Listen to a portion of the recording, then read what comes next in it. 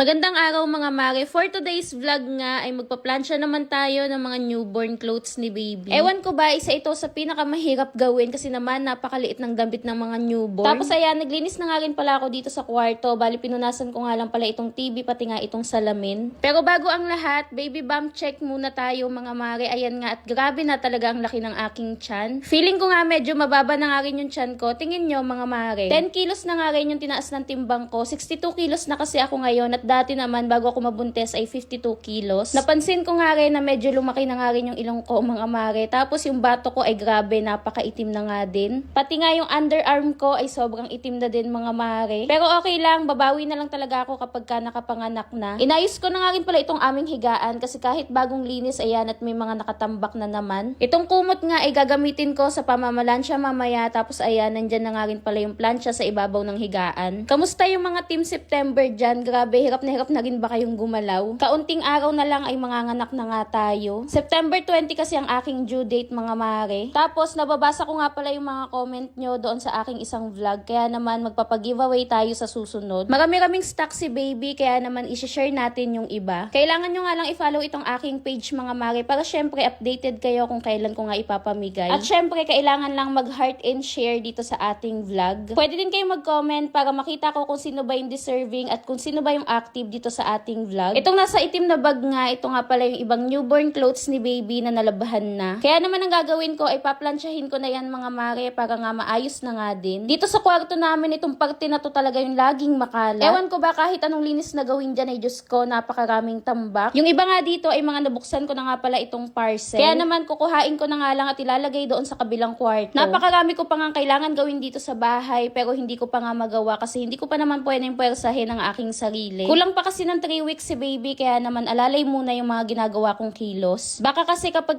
puwersa ko yung sarili ko ay Diyos ko baka mapaanak ako ng maaga. Ganon kasi yung ginawa ko kay Azaya noon. Nagpatagtag talaga ako ng todo kaya naman naunahan nga ako ng panubigan. Ayoko na talaga mag dry labor mga mare kasi grabe sobrang sakit talaga. Magpa 5 years na nga din mula nung nanganak ako kay Azaya kaya naman hindi ko nga alam kung marunong pa ba akong umire. Basta ang alam ko lang kapag ka umire bawal ang maingay. Hindi ka kasi makakapuwersa ng maayos kapag ka may sounds yung pag-iri mo. Maya't maya nga rin ako nanonood ngayon ng mga vlogger na midwife. Tapos nanonood din ako ng mga birth vlog ng ibang mommies. Na-excite na din ako manganak mga mare pero syempre nauuna pa rin ang kaba sa akin. Madumi na nga rin itong TV kaya naman ayan at pinunasan ko na nga ng wipes tapos sinundan ko nitong microfiber. Maganda talaga pang linis yung microfiber na tela mga mare kaya naman ito na nga rin yung gamit namin pati sa aming sasakyan. Matatanggal kasi talaga yung dumi kapag ka ito nga yung ginamit mo. Maganda to sa salamin, sasakyan pati na nga rin sa mga TV. I-try nyo to pampunas mga mare. Ilalagay ko na lang sa comment section at sa yellow na basket yung link. Itong salamin namin, Diyos ko, lagi din talaga tong madumi mga mare. Si Azaya kasi panay ang hawak dyan sa salamin na yan. Yung malagkit yung kamay niya tapos ahawak sa salamin. Kaya ayan, lagi talagang madumi tong salamin na to. Mahilig kasi yun tumingin sa salamin at magpa-cute sa harapan ng salamin.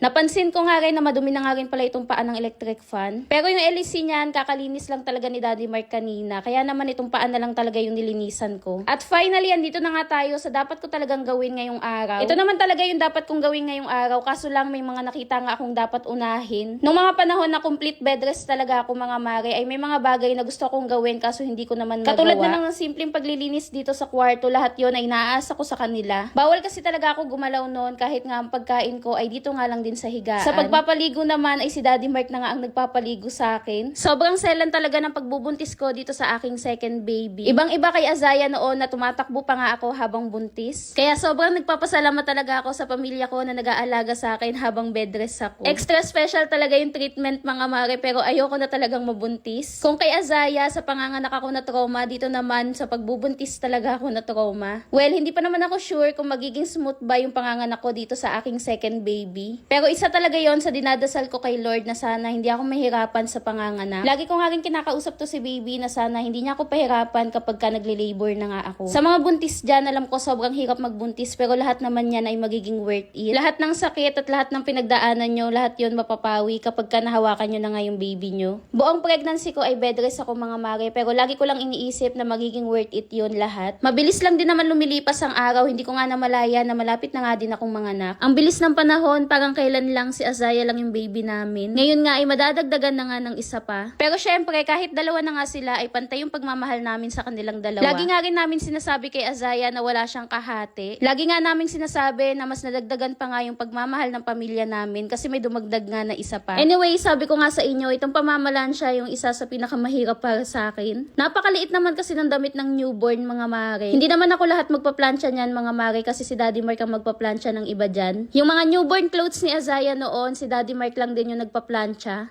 Kaya naman ngayon, dito kay baby, siya pa nga rin ang mamamalansya. Napahaba na nga pala itong aking vlog ngayon, mga mare. Sabi ko nga kanina ay may pag-giveaway tayo sa susunod. Basta active ka lang dito sa ating page ay siguradong mapipili ka. So ayun lang for today's video. Kita-kita tayo next vlog!